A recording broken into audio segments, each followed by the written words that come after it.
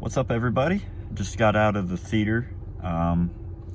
Pretty late showing. I went and saw The Unbearable Weight of Massive Talent with Nick Cage, Pedro Pascal, and it was everything I wanted, honestly.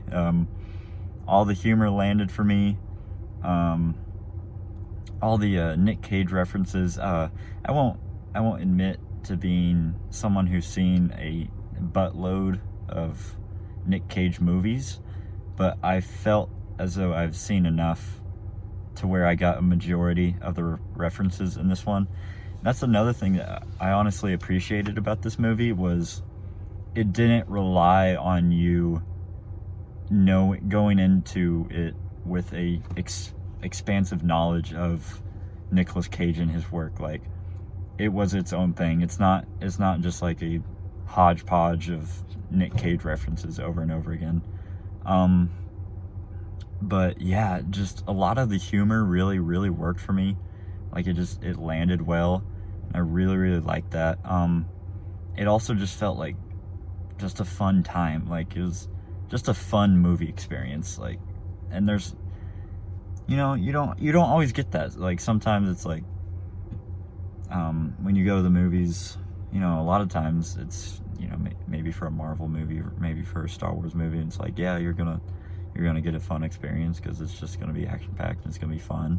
But this one was fun without having, that massive universe, or just already massive fandom, I guess, unless you're a Nick Cage fan, obviously.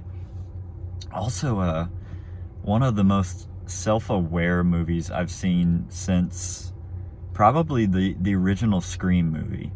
Like, if you know what I'm talking about, when it comes to self-aware movies, this movie was just like aware not only of how Hollywood is, how acting is, how Nick Cage is, how just the industry is itself, but it was super aware of itself just in general, like what the movie premise was, and what the movie was going for.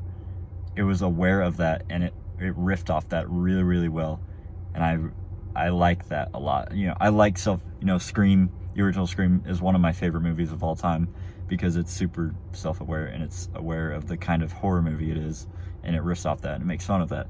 This movie did something similar in a different way. I won't spoil it, obviously, but also Nick Cage really good in this. Pedro Pascal also really good at this. But what really worked about those two performances were they were phenomenal together. Like, they were just like every scene they were in together was just dynamite. It was just so good. Like, I won't go into detail, but there is one pretty extensive scene where they're both tripping acid, and it was freaking hilarious. Like, that's some of the hardest I've laughed at a movie theater in a long time, because it was just non-stop, just funny, and it was great. But yeah, this is definitely a movie for Nick Cage fans. If you're a Nick Cage fan, I have no doubt you'll love this movie. Unless you don't, I'm not gonna decide that for you. But it's just, I can't see a Nick Cage fan not enjoying this movie because of what it has to do with him, and just in general, like his movies and stuff. But also just like what he does in this movie is really good. But yeah, overall, just a really fun time.